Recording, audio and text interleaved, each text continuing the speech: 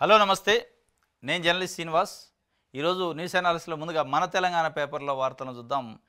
రాసుకో మరో 10 ఏళ్ళు నేనే సీఎం అంటుండ్రు రేవంత్ రెడ్డి గారు. ఎవరు రాసుకోవాలా? రాసుకోవాల్సింది ఎవరు? జనాలా?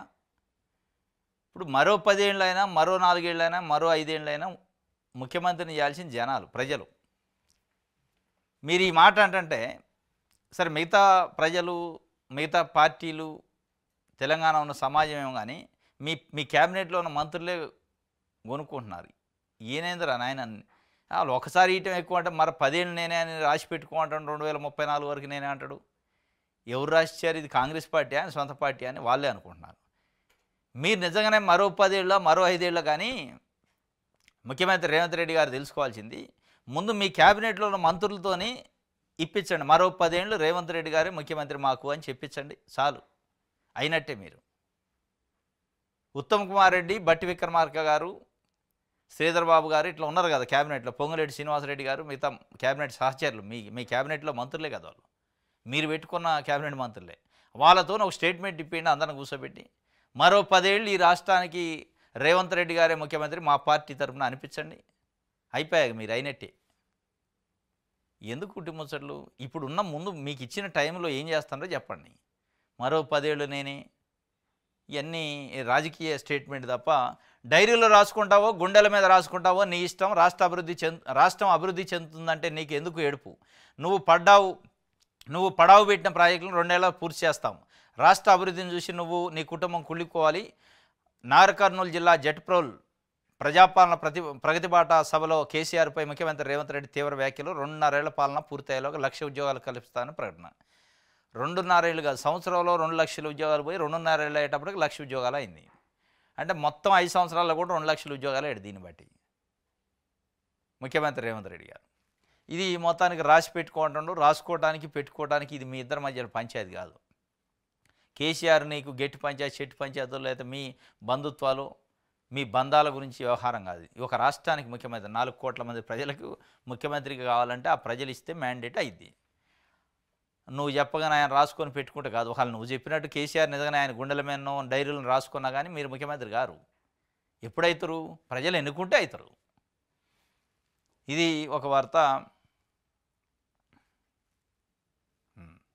నా చొరవతోనే సీఎంలు భేటీ అయిందని కేంద్ర మంత్రి కిషన్ రెడ్డి గారు చెప్పిండు. గమ్మత్తుకుంది ఇది.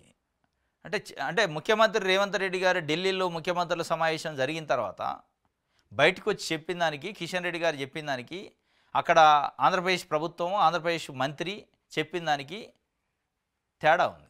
వీటన్నిటిలో తేడా ఏంటంటే ఒక ముఖ్యమంత్రి గారు చెప్పిందే తేడా ఉంది. మిగతా ముగ్గురు, ఇప్పుడు కిషన్ రెడ్డి చెప్పేది కరెక్టే ఉంది, చంద్రబాబు నాయుడు గారు చెప్పేది కరెక్టే ఉంది, నీటిపారుదల శాఖ మంత్రి ఆంధ్రప్రదేశ్ నిమ్మల రామానాయుడు చెప్పేది, ఈ ముగ్గురు చెప్పింది ఒకటే ఉంది. కానీ నేను ఒక్కడే చెప్పింది డిఫరెన్స్ ఉంది. అది కూడా నిన్న మళ్ళీ ఒకటే అయింది.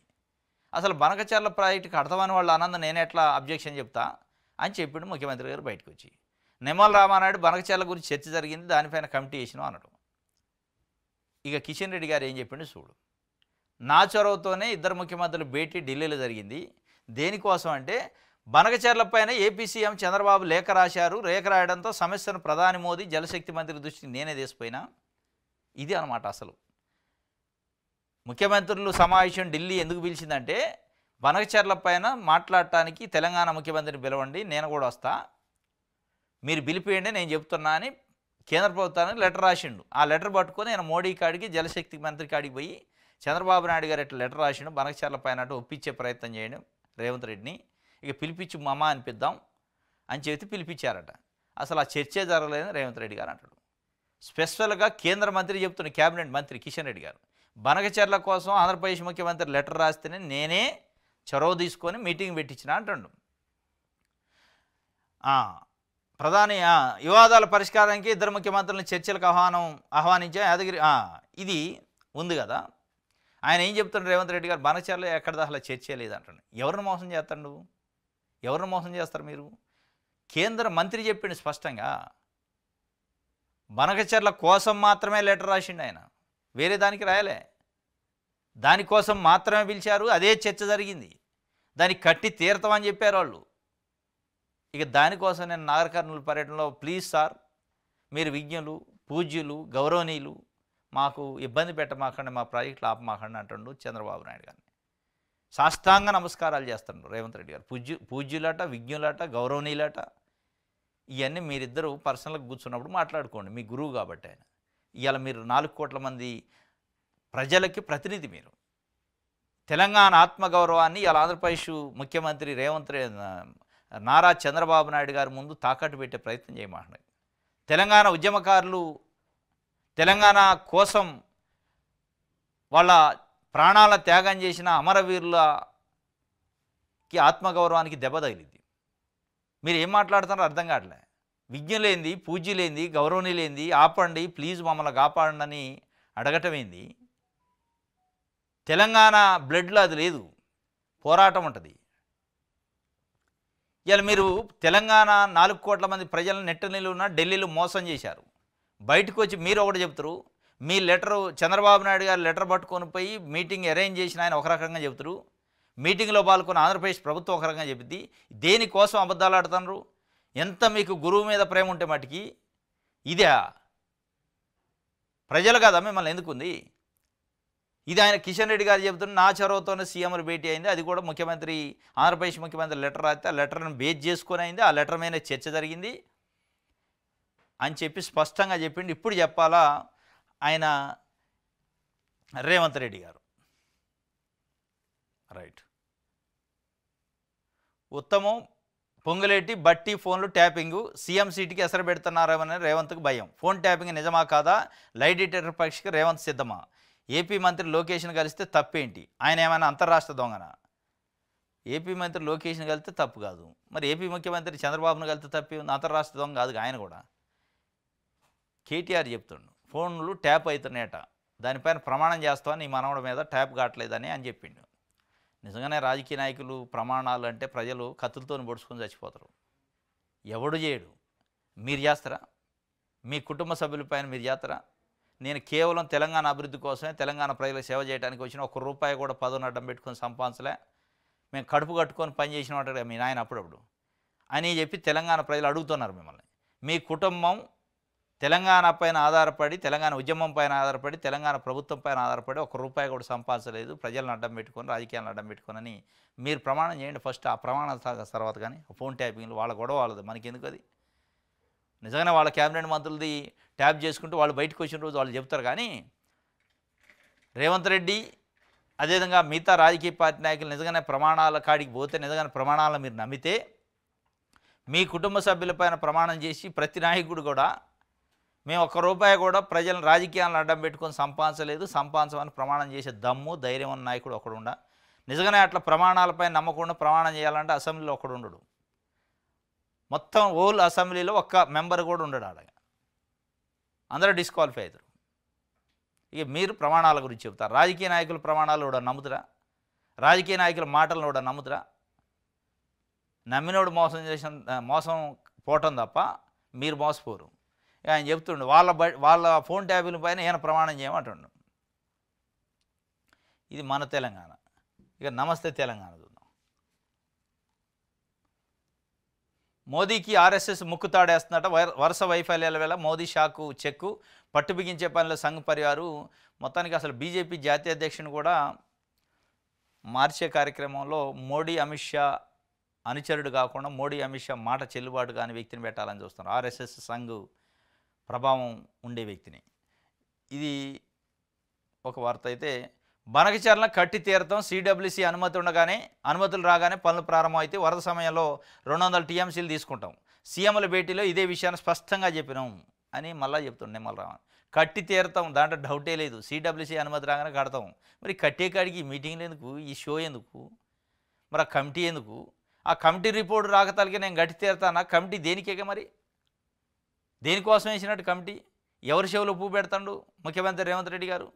ఆయన స్పష్టంగా కుండ బద్దలు కొట్టి బనకచర్ల కట్టి తీరుతాం అయిపోయాక కమిటీ ఎందుకు, మళ్ళీ కూర్చోవటం ఎందుకు? ఇందులో తెలంగాణ ప్రభుత్వాన్ని అందులో కలిపి వాళ్ళ సపోర్ట్ తీసుకొని కట్టినట్టు చేయటం తప్ప ఏముంది ఇందులో? బాబుగారు ప్లీజ్ మమ్మల్ని బతకనివ్వు. ఏంది బతిలాడు? చంద్రబాబు నాయుడు గారు ప్లీజ్ అండి, గౌరవనీయులు విజ్ఞులు మీరు నన్ను సీట్లో ఉంచండి, నన్ను దింపొద్దని వేడుకున్నట్టుంది. ఇప్పుడు ఆయన ఆజ్ఞతోనే ఆయన ఆశీస్సులతో నువ్వు సీట్లో కూర్చున్నట్టు బిహేవ్ చేస్తున్నావు. ఇవాళ తెలంగాణలో 4 కోట్ల మంది ఆశీస్సులు ఉంటేనే నువ్వు ఆడ కూర్చున్నావు. అది మర్చిపోయారు. ఇలా సగటు సామాన్య కార్యకర్త, కాంగ్రెస్ పార్టీ కార్యకర్త, నిజమైన కాంగ్రెస్ పార్టీ కార్యకర్త, నిజంగా ఫస్ట్ నుంచి కాంగ్రెస్లో ఉండి జెండా మోసిన కార్యకర్త, కాంగ్రెస్ సిద్ధాంతాలు నచ్చి అదే పార్టీలో ఉన్న కార్యకర్తలు ఇవాళ ఆత్మాభిమానం చంపుకొని బతకాల్సి వస్తుంది మీ వ్యాఖ్యలు చూసి. మీరంటే మధ్యలో వచ్చారు. మీరు దేనికి వచ్చారు? పదవి కోసం వచ్చారా, పార్టీ కోసం వచ్చారా అని అందరికీ తెలుసు. కానీ నిజంగా పార్టీ కోసమే కుటుంబాలు, కొన్ని దశాబ్దాల నుంచి ఆ పార్టీలో ఉన్న కుటుంబాలు ఉంటాయి కదా, వాళ్ళు ఆత్మాభిమానంతో చచ్చిపోయే పరిస్థితి వచ్చింది మీ వ్యాఖ్యలు చూసి, మీ మాటలు, మీ దంతరబంతలు చూసి. చంద్రబాబు నాయుడు గారిని బాబు గారు ప్లీజ్ మమ్మల్ని బతకనివ్వండి. ఆయన బతకనిచ్చేది, ఆయన ఏంది బతకనిచ్చేది? ఆయనదా రాష్ట్రం ఇది? ఏడు దూడుతంటే వెళ్ళిపోయిన ఆయన్ని మమ్మల్ని బతకని అని మీరు ఆయన అడగటం ఏంది? ఇక్కడ అయిపోయిందిరా నీ బిషాన చదువుకో అంటే చదువుకొని నైట్ వెళ్ళిపోయిన ఆయన ఏడ బతకనిచ్చేది అంటే ఒక రాష్ట్రాన్ని ఇంకో పక్క రాష్ట్రం ముఖ్యమంత్రి బతకనిచ్చేటటువంటి ఏంది దాని అర్థమైంది? ఆత్మగౌరవం, తెలంగాణ అమరవీరుల ఆత్మగౌరవాన్ని మీరు ఏం చేస్తున్నట్టు అవమానిస్తున్నారు కాదు, వాళ్ళ ప్రాణ త్యాగాల్ని ఆయన అవమానించారు మీరు. ఇది ఆయన చెప్తుండు. మంత్రుల ఫోన్లు రేవంత్ ట్యాపింగ్ చేస్తుంటే కాదని నీ మనోడిపై ఒట్టేయగలవా కేటీఆర్? వాళ్ళ మంత్రుల ఫోన్లు ఆయన చేసుకుని నీకెందుకు? వాళ్ళు చెప్పుకుంటారు నీ మనోడి పైన ఒట్టేయని. ఇప్పుడు ఆయనే అంటాడు నీ కొడుకు పైన ఒట్టేయి, నేనేదో సవాల్ చేస్తా అంటాడు. ఇవన్నీ పనికిమాల ముచ్చట్లు. ప్రజల గురించి మాట్లాడండి, మీ సొంత ఇమేజ్ల కోసం మాట్లాడద్దు.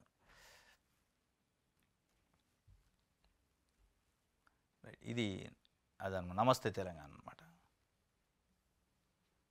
ఆంధ్రజ్యోతి చూద్దాం. సిద్ధు మరణించారట, మెటాలో చంపేసిన మెటా. వాళ్ళకి మరీ తెలివి ఎక్కువైంది. కర్ణాటక ముఖ్యమంత్రి సిద్ధరామయ్య చనిపోయిందని పెట్టారట. సీరియస్ అయింది, ఆగ్రహం వ్యక్తం చేసిండు. మరి బతికుండగానే చచ్చిపోయారంటే ఎవడైనా ఆగ్రహం వెంటనే క్షమాపణ చెప్పిందట సంస్థ. ఇది ఒక వార్త. 10 ఏళ్ళు నేనే పాలమూరు బిడ్డ సీఎంగా ఉండటం ఖాయం, ప్రతిపక్ష నేతగా కేసీఆర్ అసెంబ్లీకి రావాలి, మా మంచి పనులు చెబుతుంటే కుమిలి కుమిలి ఏడవాలి. ఆయన ఎందుకు ఏడతారు? మీ మంచి పనులు చెప్తే కుమిలి కుమిలి ఏడవడానికి ఏమైనా ఆయన తెలంగాణకు చేతురువా? ప్రజలకు మంచి పనులు చేస్తే ఆయన ఎందుకు కుమిలి కుమిలి ఆడతారు? నువ్వు 10 ఏళ్ళు ముఖ్యమంత్రి ఉంటే ఒకళ్ళు ఆడతారేమో, ఒకళ్ళు నేను ముఖ్యమంత్రి కాకుండా ఆయన అయ్యాను. కానీ ప్రజలకు చేసే పనుల గురించి ఎందుకు ఆడతారు? నిజంగా మంచి చేస్తే 10 ఏళ్ళు నేనే అంటాను ముఖ్యమంత్రిగా. అదే పక్కనున్న వాళ్ళు చెప్పాలి, మీకు మీరు చెప్పుకుంటే ఏం సుఖం. రైట్. నగదు దొరికినంత మాత్రాన దోషిన, ఆ డబ్బు ఎవరు ఎప్పుడు ఎలా పెట్టారో తేల్చలేదు, ఆ నగదుకి యజమాని ఎవరో గుర్తించలేదు. ఇది ఈయన ఎవరు అనుకున్న జశ్వంత్ వర్మ, ఢిల్లీ హైకోర్టు న్యాయమూర్తి. ఆయన ఇంట్లో కొన్ని 100 కోట్ల రూపాయల డబ్బులు అగ్ని ప్రమాదాల దహనమైనవి, సగం సగం కాలిని కట్టలు దొరికినాయి. దానిపైన సుప్రీంకోర్టు కమిటీ వేసింది. ఆ కమిటీ నిర్ధారించింది ఆ డబ్బులునేని. ఈయన ఏమంటుండ తెలుసా, ఉల్టా నా ఇంట్లో డబ్బులు దొరికితే నాయ అనేట్టు అయింది, నేను దోషినట్టు అవుతా అంటాడు. మరి ఎవరైతారు దోషి? నీ ఇంట్లో డబ్బులు దొరికితే పక్కోడు దోషి అవుతాడు. మీరు మళ్ళీ న్యాయమూర్తి, ఎవరో కాదు, తీర్పులు ఇచ్చే న్యాయమూర్తులు మీరు. ఇంకొక అడుగు ముందుకేసి అసలు సుప్రీంకోర్టుకి నా మీద ఎంక్వైరీ చేసే అధికారమే లేదని మళ్ళీ సుప్రీంకోర్టుకే పోయిండు, నేను దోషినట్టు అవుతా అని. సుప్రీంకోర్టుకి మీ మీద ఎంక్వైరీ చేసే అధికారమే లేనప్పుడు మీరు సుప్రీంకోర్టుకు పోయే అధికారం ఆడ నుంచి వచ్చింది, హక్కు ఆడ నుంచి వచ్చింది? గమ్మత్తుకుంది ఆయన మాట్లాడే మాటలు. నగదు దొరికినంత మాత్రాన దోష అంటే ఇక మరి అసలు దోష ఎవడవుతారు? ఇక చిల్లర దొంగ కూడా రేపు అదే మాట్లాడతారు. ఎవరియో నగలో లేకపోతే బంగారం నా జేబులో ఉన్నంత మాత్రం నేను దొంగనట్టు అవుతా, ఎట్టొచ్చినాయి తెలవాలిగా అంటే జేబులు కట్ చేసి వాడే జేబులు వేసుకొని దొరికిన తర్వాత నేను నా జేబులోకి ఎట్టొచ్చినాయి తేలకుండా నన్ను దోషి ఎట్ట అంటారని పిక్ పాకెట్ గాడు కూడా అంటాడు. మీరేం తీర్పులు ఇస్తారు అప్పుడు? కనీసం ఉండాలి. ఇవాళ న్యాయ వ్యవస్థ పైన మీరు నమ్మకం కోల్పోయే విధంగా వ్యవహరిస్తున్నారు, మచ్చ తెచ్చే విధంగా వ్యవహరిస్తున్నారు. సిగ్గుతో తలదించుకోవాలి మీరు. ఇవాళ మీ డబ్బులు కావా పక్కన పెడితే అవునా కాదు, మీ ఇంట్లో దొరికిన కాబట్టి మీరు ఎవరైనా ఇవ్వాలి తప్ప నేను దోషినట్లయితే అంటే మీకు మీరే సమర్థించుకుంటే మీరు రేపు జడ్జిమెంట్లు ఇచ్చేటప్పుడు కూడా మీ దగ్గరకు ఒక అక్యూజ్డ్ వచ్చి సార్ నన్ను పిక్ పాకెట్ అని పట్టుకొచ్చారు, నా జేబులో గొలుసున్న మాట వస్తాయి, గోల్డ్ దొరికిన మాట వస్తాయి, కానీ ఆ గోల్డ్ నేనే తీసినానికి గుర్తే ఉంది, నన్ను ఎట్లా అంటారు అంటే ఇంకా దానికి ఏముంటుంది? ఎవడేం చేయలేడు ఎంక్వైరీ. ఆయన చెప్తుండే నన్ను ఎట్లా అంటారు ఆయన చెప్పి. జలవివాదాలపై కమిటీలో 12 మంది, కేంద్రం నుంచి జలశక్తి సెక్రటరీ, సిడబ్ల్యూసి సిఈకి ఛాన్సు, తెలుగు రాష్ట్రాల నుంచి 5 చొప్పున అధికారులకు చోటు. ఎందుకు ఇదంతా పనికిమాలిన కమిటీ, పనికిమాలిన మీటింగ్. జలశక్తి నిన్న కిషన్ రెడ్డి చెప్పిండు, చంద్రబాబు నాయుడు గారు బనకచెర్ల పైన లెటర్ రాసినందుకే మేము ముఖ్యమంత్రులతో సమావేశం పెట్టినాం, దానిపైన చర్చ జరిగింది, కట్టి తీరతం అని రామానాయుడు చెప్తున్నాడు, నిమ్మల రామానాయుడు. కట్టి తీరతం బనకచెర్ల ఎట్టి పరిస్థితులు ఆగదు అని చెప్తున్నాక ఈ కమిటీ ఏం చేయాలా? కట్టుకోండి అని రాసి ఇవ్వడానికి కమిటీ. ముఖ్యమంత్రి రేవంత్ రెడ్డి గారు ఒకవైపు లేదు, అసలు బనకచెర్ల చర్చే జరగలేదంటాడు. ఈ అబద్ధాలతోని దేనికి ఇది కమిటీ? ఈ అబద్ధాలని రెగ్యులరైజ్ చేయడానికా? చంద్రబాబు మా ప్రాజెక్టులకు అడ్డపడకు, మీకు 2 రాష్ట్రాలు సమానమైతే రాయలసీమ ప్రాజెక్టును రద్దు చేయి, మా ప్రాజెక్టులను సహకరించకపోతే పోరాడైనా సాధించుకుంటాం అంటాడు. యాడ్ నువ్వు పోరాడేది ఏం పోరాడతావు? ప్లీజ్ అనేటోడు పోరాడతాడు. ఎవడు పోరాడతావు ప్లీజ్ అనేటోడు? చంద్రబాబు నాయుడు గారు మమ్మల్ని కాపాడండి, మా రాష్ట్రాన్ని కాపాడండి, అడ్డుపడ మాకంటే ఆగుతాడు కూడా. ఆయన ఎందుకు ఆగుతాడు? ఔటర్ రింగ్ రోడ్డుపై నిన్న ఘోర రోడ్డు ప్రమాదం జరిగింది. ఒక కారులో పోతున్నారు, పాపం 5 చనిపోయారు, లారీకి గుద్దుకున్నారు. యాదగిరి రూట్ పోయి దర్శనానికి వస్తారట.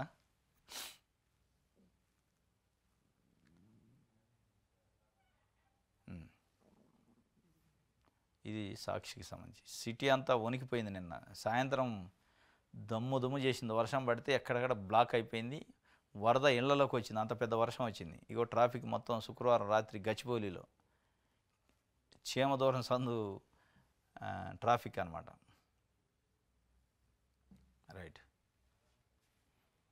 ఈనాడు చూద్దాం.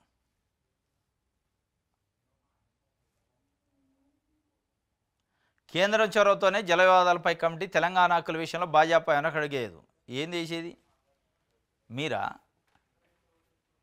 ఆంధ్రప్రదేశ్ అంటే తెలంగాణకు సంబంధించి తెలంగాణ బీజేపీ అధ్యక్షుడిగా మొన్నటిదాకా ఉండి, కేంద్ర మంత్రిగా ఉండి, తెలంగాణ ప్రజలు గెలిపిస్తే ఢిల్లీకి పోయి చంద్రబాబు నాయుడు గారు ఏపీ ముఖ్యమంత్రి లెటర్ రాస్తే ఆయన లెటర్ను బేస్ చేసుకొని మీరు మీటింగ్ పెట్టించి బనకచెర్ల గట్టిస్తాం మేము దగ్గర ఉండి అని ఆయన చెప్తాడు చంద్రబాబు నాయుడు గారు. ఇక మీరు హక్కుల కోసం మీరు తెలంగాణ హక్కులను కాపాడతారు. ఇదే తెలంగాణ ముఖ్యమంత్రి లెటర్ రాస్తే మీరు అదే చొరవ తీసుకుంటారా? ఆంధ్రప్రదేశ్ ముఖ్యమంత్రి అమరావతి నుంచి లెటర్ పంపిస్తే అది పట్టుకొని పోయి ఆడ పైరవ్ చేసి మీటింగ్ పెట్టించినావు నువ్వు. ఇదే తెలంగాణ ముఖ్యమంత్రి రేపు బయ్యారం ఉక్కు ఫ్యాక్టరీ కావాలని లెటర్ రాస్తారు, మీకు తీసిపోయి చేపిస్తారా? తెలంగాణకి రావాల్సిన అనేక హక్కుల గురించి లెటర్ రాస్తారు, ఇస్తారా? ఇయ్యరు. ఇక మీరు తెలంగాణ హక్కులు కాపాడతారు. రైట్, ఇది ఈనాడు సంబంధించి దిశ పేపర్ చూద్దాం.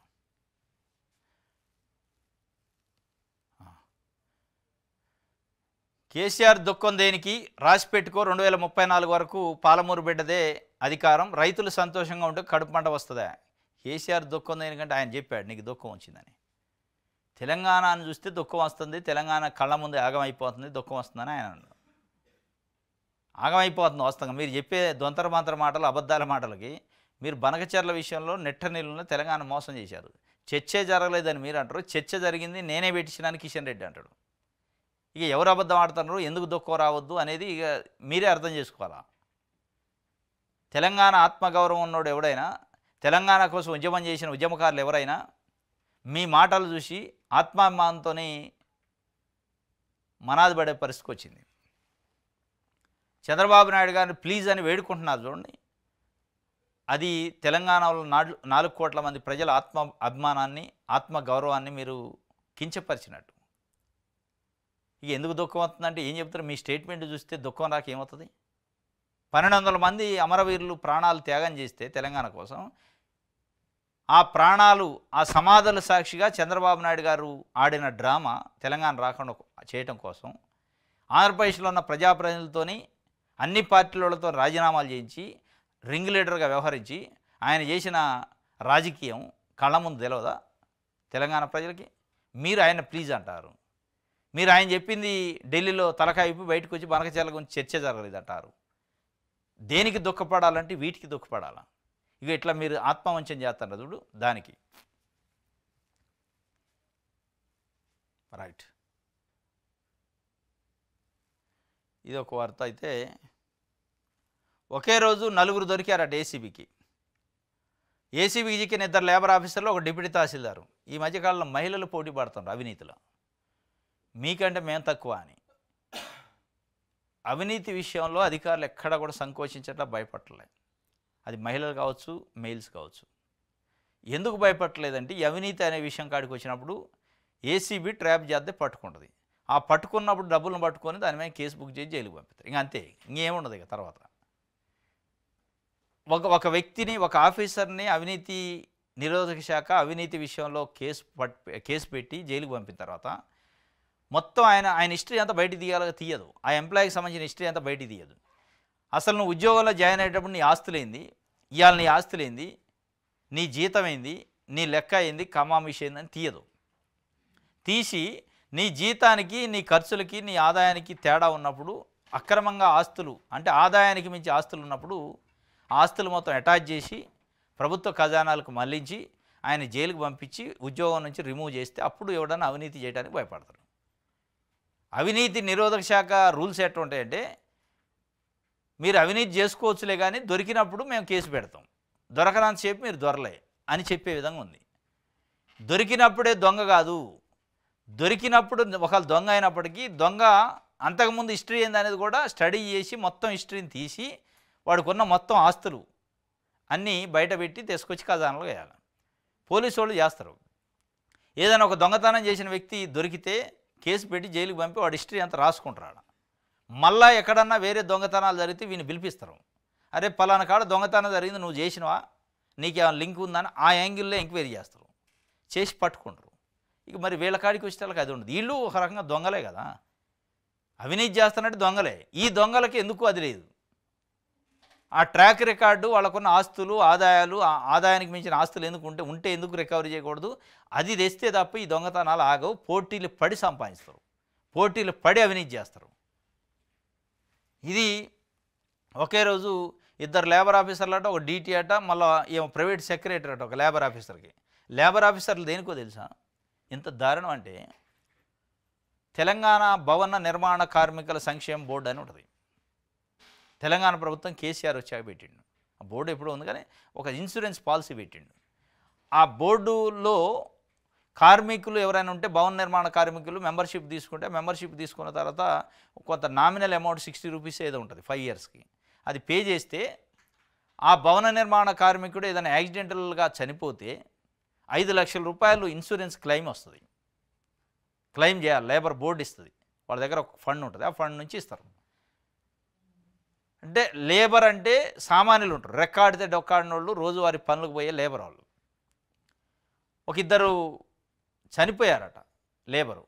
వాళ్ళ కుటుంబ సభ్యులు క్లెయిమ్ కోసం దరఖాస్తు పెట్టుకుంటే డబ్బులు ఇవ్వని డిమాండ్ చేశారు. నీకు ఇంతకంటే దౌర్భాగ్యం ఉంటుంది. ఇంకా మీరు చదివింది దేనికిగా, మీకు ఏం సంస్కారం ఉన్నట్టు శవాల మీద పేలాలు ఏరుకుంటున్నారు. ఇదనమాట లేబర్ డిపార్ట్మెంట్లో ఏఎల్ఓలు, అసిస్టెంట్ లేబర్ ఆఫీసర్లు. లంచం అడిగారు. ఎవరిని అడిగారు? శవాల మీద లంచం అడిగారు. భర్తో లేదా తల్లో తండ్రి చనిపోయి వాళ్ళ మనాదులు ఉంటే వాళ్ళకి ఇవ్వాల్సిన ఆసరా ఇవ్వకుండా, వాళ్ళకి నిజంగా హక్కు ప్రకారం రావాల్సిన డబ్బులు ఇవ్వకుండా లంచం అడిగారంటే ఆ శవాన్ని పక్కన పెట్టుకొని మీరు బేరం ఆడినట్టుంది. వీళ్ళని ఇట్లా ఉట్టినే వదిలేస్తే 3 నెలల్లో మళ్ళీ బెయిల్ తీసుకొని వస్తారు, మళ్ళీ జాయిన్ అవుతారు. ఏముంటుంది. లేబర్ ఆఫీసర్ అట రామ్మోహన్ అయినా, ములుగు డిప్యూటీ తహసీల్దార్ భవానీ, లేబర్ ఆఫీసర్ పాకా సుకన్య, మళ్ళీ ఇదే లేబర్ ఆఫీసర్కి ప్రైవేట్ సెక్రటరీ డబ్బులు వసూలు చేయడానికి ఒక సెక్రటరీని పెట్టుకుందామా. వీళ్ళు లేబర్ ఆఫీసర్లు, వీళ్ళ ఆఫీసర్లు, వీళ్ళని ఆఫీసర్లు అనాలా. ఇట్లాంటి అవినీతి చేసిన వాళ్ళు ఏమన్నా అంటే ఆఫీస్కి పోయి అరే వరే అని తురే అని తిట్టాలి. ఇక వాళ్ళకి గౌరవం ఎదిగి ఇవ్వాలి, వాళ్ళు అవినీతి పరులు కదా. కానీ ఆ చట్టాలు ఒప్పుకో. ఇది ఒక వార్త దిశకి సంబంధించి. ఇది ఈరోజు న్యూస్ అనాలిసిస్. రేపు తాజా వార్తతో తిరిగి కలుసుకొని. Thank you.